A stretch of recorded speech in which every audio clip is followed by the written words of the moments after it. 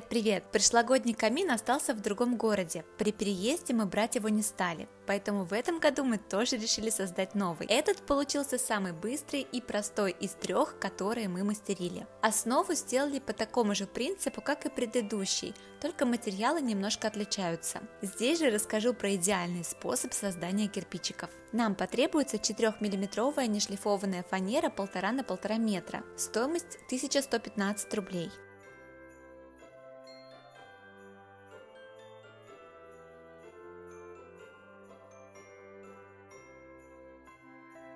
6 реек 2 на 2 сантиметра по 89 рублей каждая. В прошлый раз я брала брусья 4 на 4 сантиметра. В нашем городе не нашлось мебельного щита для столешницы, поэтому мы приобрели 2 отделочных доски 2 на 9 сантиметров по 255 рублей штука, рейки и доски длиною по 2 метра. Кирпичи мы будем делать с помощью этой шпаклевки.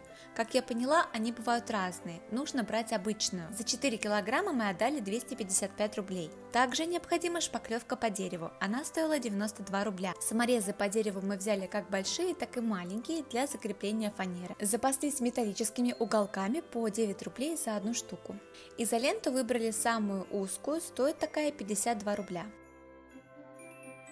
Еще нужны шпатели, кисти, лаки и краска, но об этом я расскажу уже по ходу дела. Сначала отмечаю на 4 рейках метр, это высота будущего камина. Таких метровых будет 8 штук. 8 раз отмеряю по 19 сантиметров.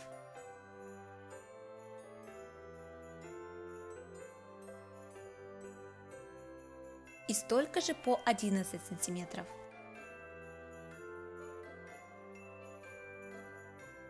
Четыре раза отмечаю по 36 сантиметров. 2 доски я делю напополам, нам понадобится 3 метровых отреза. Иду пилить все лобзиком.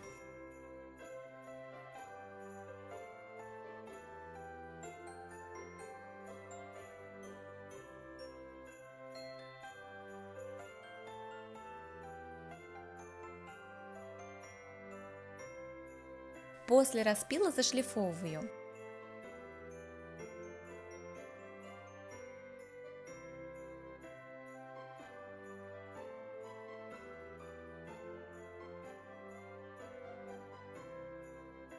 Вот что должно получиться из реек.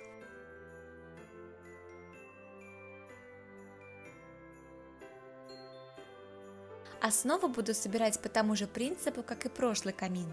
Между 2-метровых рейк раскладываю 19-сантиметровые.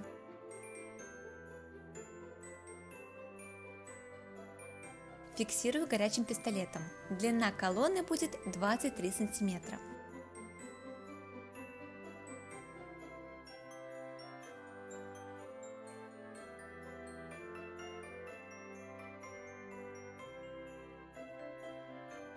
Перед тем, как закреплять саморезами, тонким сверлом делаю отверстие. Единственное, нужно сверлить ближе к краю, потому что с другого бока будет еще один саморез, и надо, чтобы они не пересеклись. У меня сверло уже с зенковкой, которая делает углубление, чтобы шляпка шурупа спряталась туда. Когда сделала 4 прямоугольника, ставлю по 2 вот таким образом и соединяю 11-сантиметровыми брусками. Ширина камина получится 15 сантиметров. Да, он у нас компактный.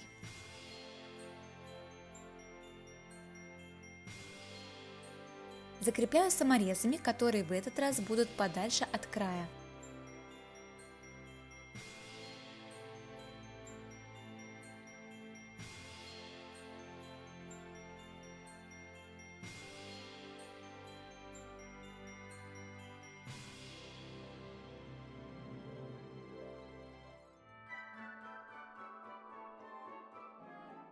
Между колоннами фиксирую детали по 36 сантиметров. В итоге длина основы 80 сантиметров.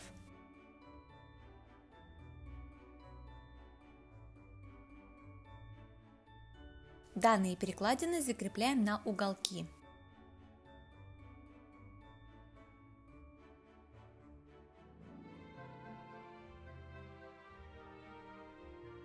Нижние перекладины фиксирую на расстоянии 36 сантиметров от верхнего края.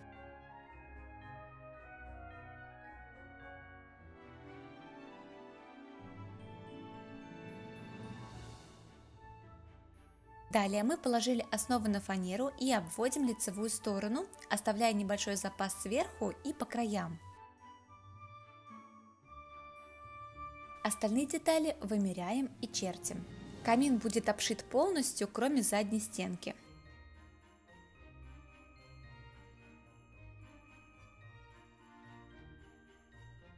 Выпиливаем и зашлифовываем.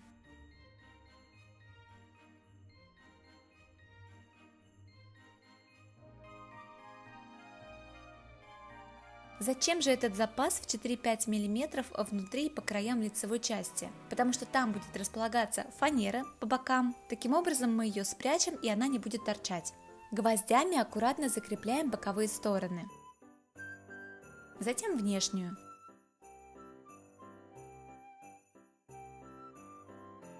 И уже после убираем все лишнее.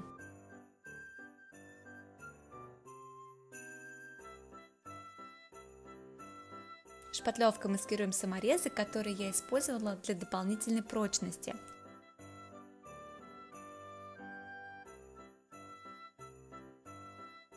И замазываем швы.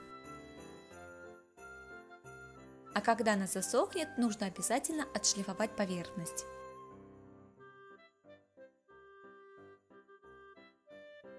Три метровых доски для столешницы я закрепила между собой вот такой пластиной.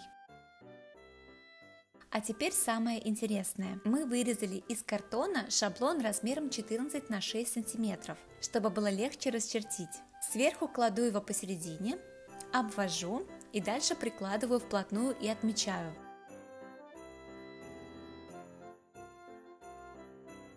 Для следующих рядов я примеряла шаблон с одного и другого края и с помощью доски чертила линии.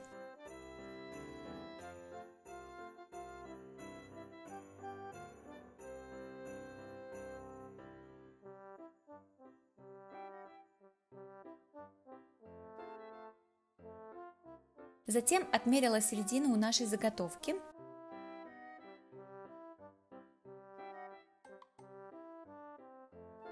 Прикладывала к стыку предыдущего ряда и обрисовывала следующий ряд. Это очень быстрый и простой способ расчертить всю сетку.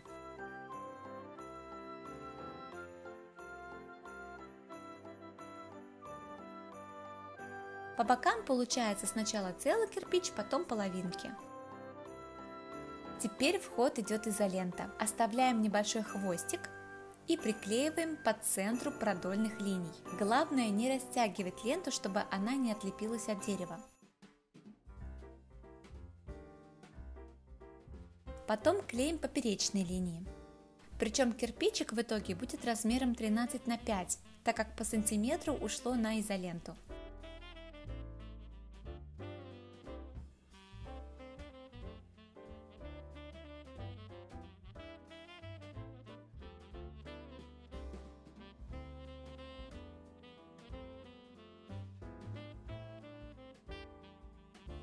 Разводим шпаклевку полпачки по инструкции и наносим на основу. Я сделала тонкий слой, буквально пару миллиметров, чтобы все было аккуратно и быстро высохло.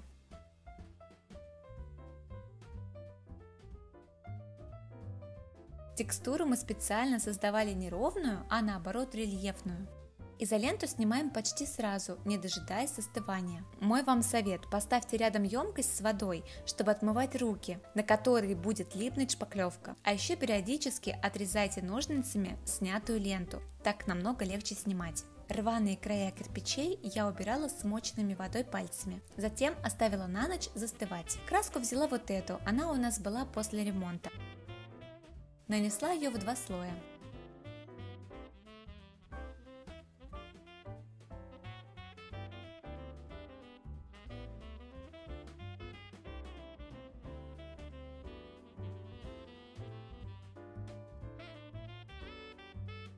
Для столешницы я смешала несколько лаков и капнула чуть-чуть колера, чтобы добиться благородного цвета дерева. Наношу губкой со всех сторон. После высыхания покрываю воском.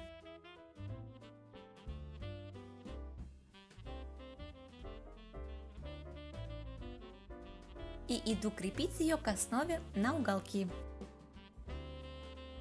Вот такой получился результат. Я очень довольна. Мы потратили пару дней и около 3000 рублей на него. Но я рада, что он получился небольшой, занимает мало места и создает атмосферу к празднику. Если сделаете камин по этому ролику, то жду вашей работы в моей группе ВК или отмечайте меня в Инстаграм, ссылки в описании. Буду благодарна за лайк. Спасибо вам огромное за просмотр. Ну и конечно с наступающим вас 2022 годом.